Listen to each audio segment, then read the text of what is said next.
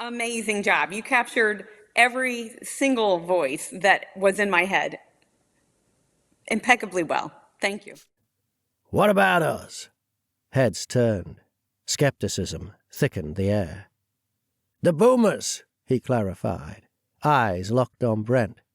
You keep looking for tech-proof, discipline-heavy, off-grid solutions. That's us. That's our generation. We trained without satellites. We memorized maps. We know how to hold formation without a screen telling us where to stand. Jason raised a brow. You want to put retirees on the front lines? Will didn't flinch. I want to put fighters on the front lines. Karen, how are you? I'm excellent. How are you doing, Graham? I'm doing great. Very busy and having a lot of fun recording a lot of books, including Falen Sheep on 3, which was a lot of fun. I mean, it had everything. It's a thriller, but there's a lot of comedy in it too, and we'll talk about that in a bit. But first of all, I want to find out about you. You're in Florida? I am in Naples, Florida. Yes, sir. Did you grow up there? I grew up in South Carolina. Uh-huh. Why did you move? Oh, the same reason most of us move, my parents. Oh, you were very young when you moved to Florida. I had a master's degree, so I finished school, and my parents had moved down, and I came down and saw it and said, wow, this is really a fun little gem. I'm going to come down here. I don't think I've been to Naples, Florida. When I was about 21, me and a couple of mates did a road trip around Florida. We got to Tampa. That's on that side, isn't it? It is, probably, yeah. Probably the closest. We went to Busch Gardens at Tampa. Oh, yeah. We were tourists. We were 21. I mean, yeah. So what do you like about Naples then? Well, I really like that the rest of the nation is really cold now, and I am not. Did you find as we record this, there is a big storm hitting the US and there's snow and ice everywhere. Did you find that the population of Naples has increased recently? It actually has grown a lot, and it's changed a lot. Yeah. But it's still a delightful thing to go out and be able to walk your dog anytime, and you're not, pushing through snow or you got to watch out for the hurricanes, though, don't you? We do have hurricanes on occasion. Yeah. On occasion. But you're not scared of them? I'm not, no. Okay. Well, that explains why a lot of the book is set in Naples, Florida.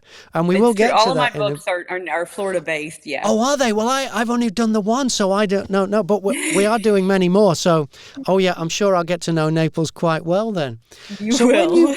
When you were a kid and you were first interested in reading, what kind of stuff were you reading?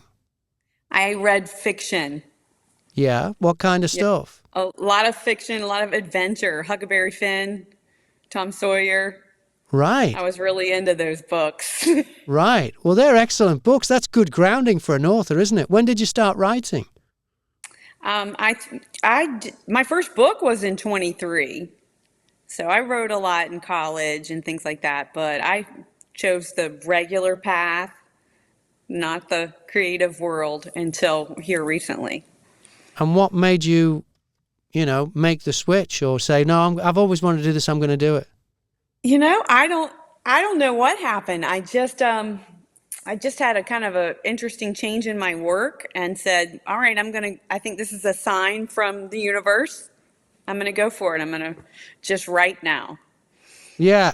Eventually, I think, I hope that most people find what it is that gets them lit up.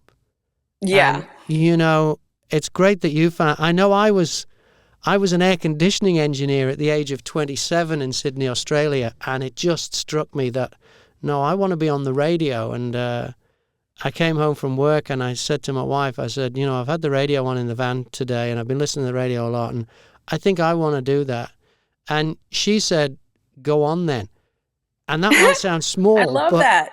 But if she'd said, be quiet, your dinner's on the table, don't be so silly, I wouldn't have done it. And, I did nearly 30 years in radio and then the pandemic hit just like a couple of weeks after I got fired from my radio job in London. I was running a station in London, and I was all of a sudden in real trouble. We were 2 years into a massive mortgage, and I had no work, and no one was interviewing, and so I went online and I discovered audiobooks, and I auditioned for some, and I got a few, and I really enjoyed it, and now I love it so much I will never go back to radio because it is such wonderful work, and I get to meet people like you and authors all over the world and find out their stories and everything, and it is just amazing. I can't believe how the ideas come into fruition for me. I might be asleep and I'll wake up and the characters are all doing a story for me in my head. I Or speak to a lot of authors who get inspiration when they're asleep. Some of them dream whole books, they tell me. that's awesome. And you were a speech language pathologist. What did that involve? 25 years. Yeah. What was that? What is a speech language pathologist? Assisting people that have had strokes or difficulties with neurological impairments or swallowing difficulties or Yeah. voice problems. If you Yeah. all of a sudden got hoarse, you would lose your voice, you lose your profession. So a Yeah. speech pathologist would come in and work with you. Right. Okay. And do you think that experience, that 30 years has influenced? Was it 30 years? Have I made that up? 25 years. 25 years. I'm sorry. So 25 years. Do you think the experience of working in that business helped you as a writer? Are there things you're using now based on your experience there? Nope. Is the correct answer. Not a little bit, not one bit. Okay, well, let's talk about this book. Let's talk about Falen Sheep on 3. Okay. Why did you write this book? Because you sent me a message, I think it was a few weeks ago when we were setting this up, and you said, I'd love to tell you about how I came to write this book and what's the story? It's really funny how it came to fruition. My son, who is in college, was telling me how his dad, I'm divorced from his dad, is building a bunch of exotic animals to build a farm at his house. And he was Live exotic animals? Yeah. Right. Mommy's getting, peacocks and bears and fallen sheep and koi fish. And I stopped him. I'm like, fallen sheep? What? And he said, and I don't know if you know college children, but my son, if you ask him a question, he automatically becomes Google. And he's like, well, fallen sheep are smaller than regular sheep, and they stand about yay high. And when they're afraid, they'll just tip over. And I was fascinated. I'm like, you mean it'll just tip? And so I had to then get on Google. I'm looking up these sheep. And meanwhile, my son's talking some more turkeys and walruses and he's telling me about all these exotic animals in the background. And I couldn't think about anything but sheep. And in my head, all I could see was this blanket of sheep, and I couldn't quite at the time figure out why. And then I said to my son, I'm going to put those sheep in my next book. He goes, you are not, Mom. You can't put fallen sheep in a book. And I go, oh, yeah, I can. And oh, yeah, you did. I did. And what a book, too, because it says something about what we used to call the generation gap. I don't think that phrase is used anymore, but how the older generation are underestimated when they're the ones with all the wisdom and the skill and the experience, and you tap into that. Where did that idea come? What inspired that idea? Well, down here, if anything, I'll take that back. If I learned anything from my career, I did work with a lot of senior citizens. Yeah. And to me, I feel, and I don't want to step on anyone's toes, they are not heard. Once they're older, once they've had a stroke, once they're using a walker, they might have been somebody really miraculous in their day, a Navy captain or something, an admiral or president of Sears, I don't know, something really important, especially living down here in Naples. Yeah. And and because they've got just a different look to them, bruised skin that's real thin, and they don't look the same anymore, right? They're not heard. And they might be an absolutely incredible person, and we're not giving them any heed because of the way they are now. We're just brushing right by them. Yeah. We just see them for who they are now without taking into account the decades and decades of life experience and wisdom that they've accumulated along the way. Right. And this, for those who don't know the book is about a pretty serious thing. Russia invades America, or plans to invade America, but in the prep to it, they decide to. Well, what would you say? They turn American citizenship into almost zombies. So yeah, there was a psychological trance that was placed on all social media. So everybody's walking around on their cell phones, like this, everywhere you go, and except for people that aren't on social media, which is our baby boomers. Yeah, yeah. So, and just a few, a handful of the military. So they grabbed who they could, and they asked the baby boomers to help, and they were pleasantly surprised. Do they ever help? And this is where the book then, it brings into the book some of these characters, some of these, it might be an insulting term these days, but some of these old timers are real characters with real grit and zero tolerance for millennial bullshit, shall we say? Yeah. and wokeism and a lot of things that they didn't have in their day, and they just got on with things. And because they weren't as involved in social media, they were immune to this kind of mental disease that the Russians infected America with in the run-up to what they thought was then going to be an invasion that would be a walk in the park. But these baby boomers had other ideas, and they really stepped up. And that's when the book really starts to get interesting, because they're dealing with some pretty awful situations, life and death situations. However, the humor in the book, some of it dark, but very, very good. Is that how you usually write your books, with a lot of laughs in it too? So that's my goal, is thriller with a satirical edge. Yeah. Because of that, it was a joy to read, because the plot's got lots of twists and turns, and there's like, will they, won't they, and who's this, and there's a traitor, and there's all sorts going. I don't want to give too much away, no spoilers in this, but there's a lot going on. But then these characters, when they come through, and they say their piece, and that just made it so much more fun to read. It was I'm glad. Great. Oh no, I loved it. It was from start to finish. It was a lot of fun. I always talk to my wife at the end of the day. She says, "Oh, what have you been working on today?" Because I work on different books all the time. I said, "Oh, this Falen Sheep on 3." I said, "So this happened today, and then this guy." And then, I love it. And you did such an amazing job. Amazing job. You captured every single voice that was in my head impeccably well. Thank you. Well, thank you so much. And as a Brit, that's a hell of a compliment. You didn't find that the American accent sounded phony to you in any way? Not at all. Not at all. You did fantastic. I think British actors seem to be good at doing American voices. And people often ask me, why that is.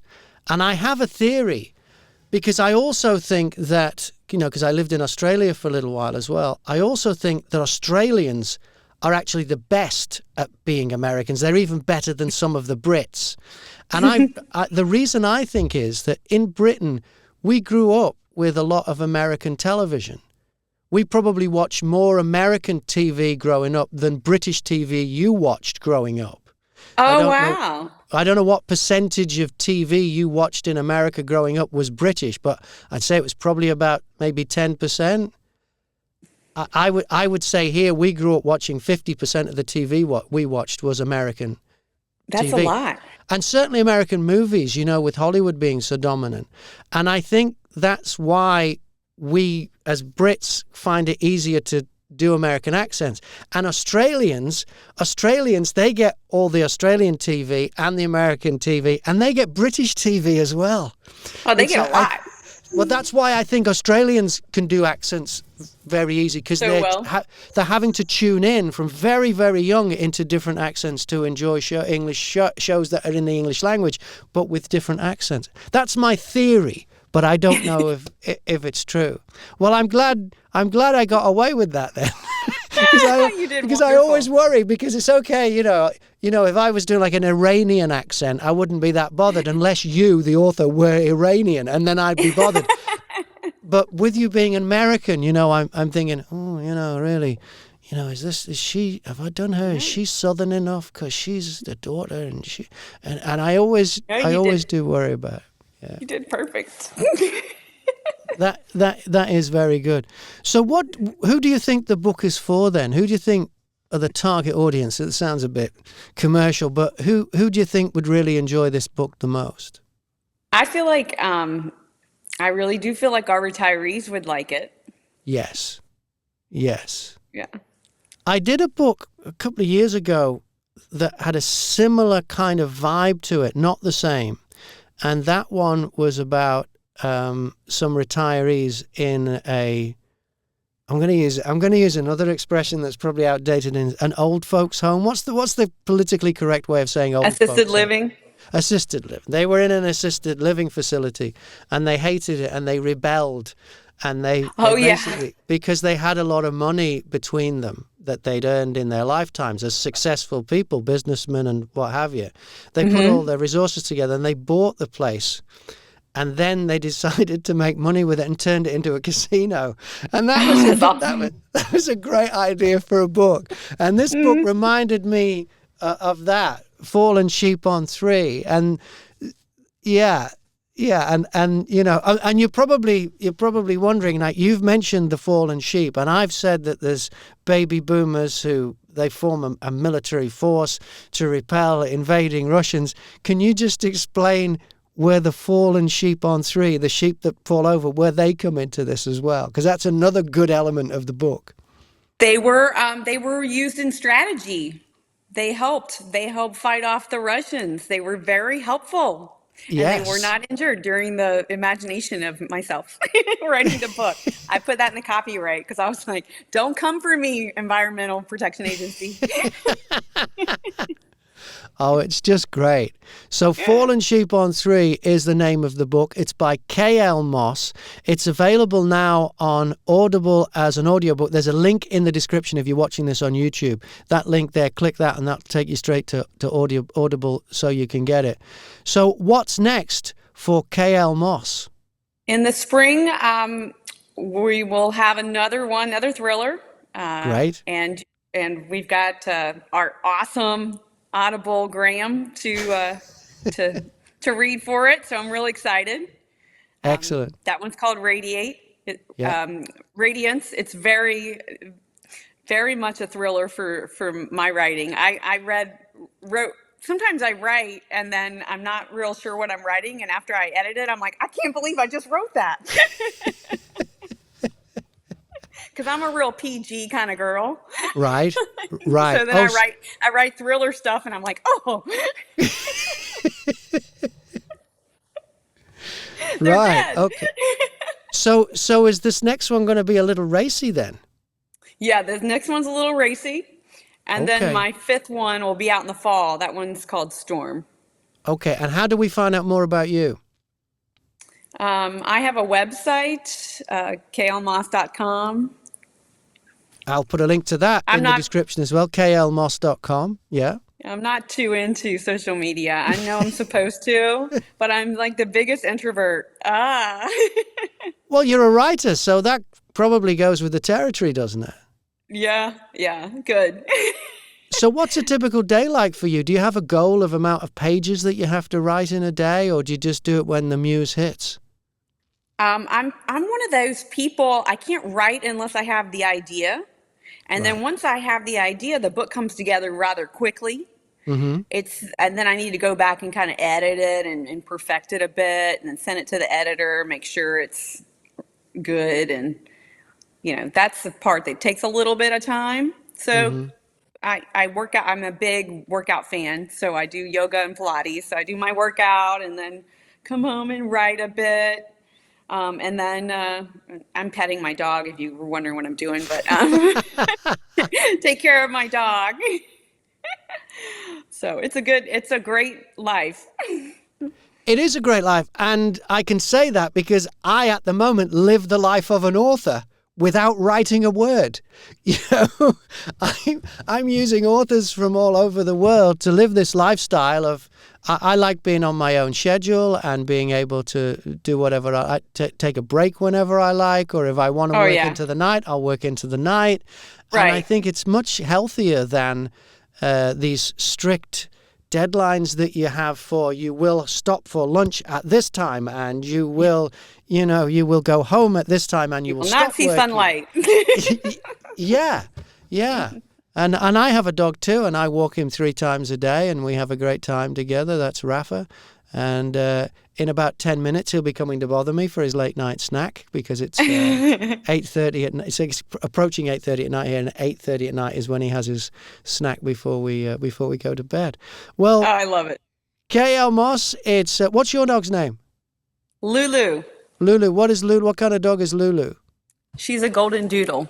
A golden doodle. Okay. Yeah, let's see if I can grab her. I just Wait, saw your some paws. paws. Oh, that'll do. Yeah. No, my dog Rafa, we